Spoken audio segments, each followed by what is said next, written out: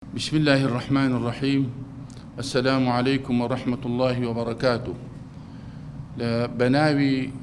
لقي هرمي كردستاني كيتي جهاني زانایانی إسلامي جهاني بيمان خوش بو لقل أما مسا عزيز برزانا لجاتي ديان وما صدان ما مساني برز يوكو أمان لم كات الناس كدا كزايونيستكانو داگیرکەرەکانی ئەقسای پیرۆز و قودسی شەریف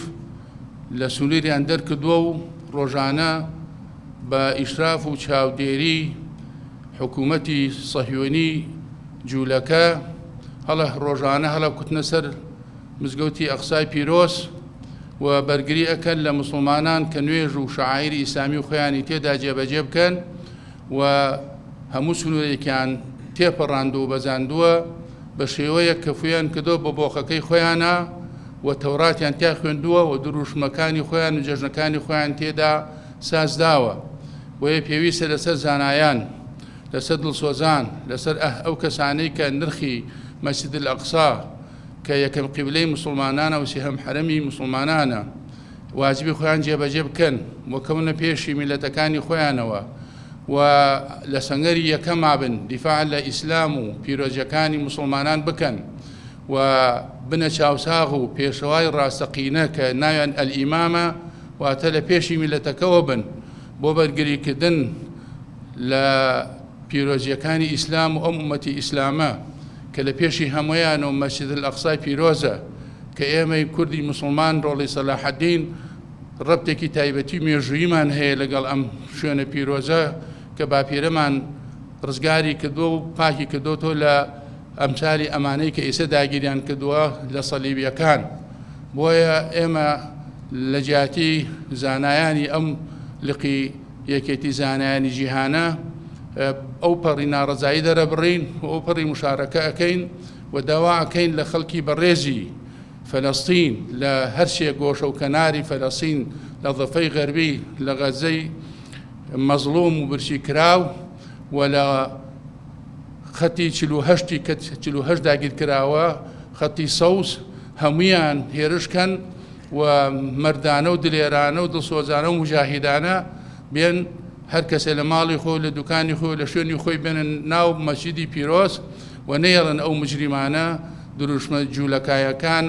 و تەورات و شتەکانیان تێجێبەجێ بکەن و بەرگری بکەن لەو شوێنە پیرۆز و مقدسە کە ئەوان فەرزی عینە لەسەریان. ئێمەش لە دوورەوە بە دوعای خێر و بە هەموو جۆرە پشتگیریانەکەین و بزانن کە هەموو جیهانی ئیسلام و موسڵمانان ئەجۆشێن و ئۆخرۆشێنی لەگەڵیانن و پشتیان و سەنگەری خەلفی ئەوانن. ومێ دەکەم ئینشاءڵڵا ئەم جوڵانەوە و ئەم هەوڵ و هیمەت و سەنگەرنشینیە بێتە سەرەتایەک بۆ ڕسواکردنی ئەوانەی کەوا بە ناوی تەطبیعەوە فەلەستین ئەفرۆشن و بەبێ هیچ پاساوێک پەیوەندی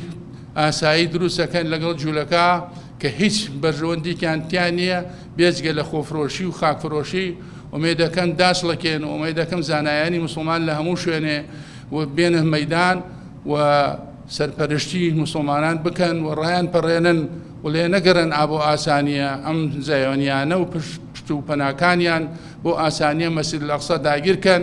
و دابەشی کەن و نەیەڵن موسڵمانەکان تێیدا دروشمە ئیسلامیەکانی خۆیان جێبەجێکەن و بە خاکی خۆیان و باپیر و وانیانی بزانن. بۆیە ئێمەش بە ناوی زانایانی کوردستانەوە هاتین ئەم کۆڕەمان بەست وەکو نوعێ لە تەضامن و پشتگیری بۆ ئەو براو خوشکە ئازیزانەمان کە مرابط و مجاهدن لە مەسجد الئەقسا بە خوێنی خۆیان بە سنگی ڕوود بەرابەر بەو چەکە مۆدێرنانەی سەهیۆنی و سەهیۆنی جیهانی و پشتگیریانەکرد لە ماسۆنی جیهان و جیهانی خاکپەرست و جیهانی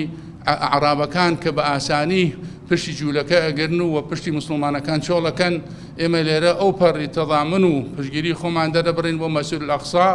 و بە مەسرای پێغەمبەری ئەزانین و بە ئەرکی سەرشانی خۆمانی ئەزانین سەنگەرنشینی یەکەم بین بۆ ئومەتەکەی خۆمان و ئەوە دووپاتەکەینەوە کە میلەتی کورد ڕۆڵەکان و نەوەکانی سەلاحەدینی ئەیوبی کە شیری پاک و حەڵالیان خواردووە بەردەوامن لە سەنگەرنشینی و ئەو پەڕی ناڕەزایی دەرەبڕین و ئەگەر بوار بواە مەجال بواە ئەهاتین بە سنگی خۆمان و بە خوێنی خۆمان بەرگریمانە کرد لە مەسجد الئەقسای پیرۆز و لە مەسرای پێغەمبەرمان صلی الله عليه وسلم لە میعراجی ئەو زاتە پیرۆزە داوا ئەکەم ئەمە بێتە سەرەتایە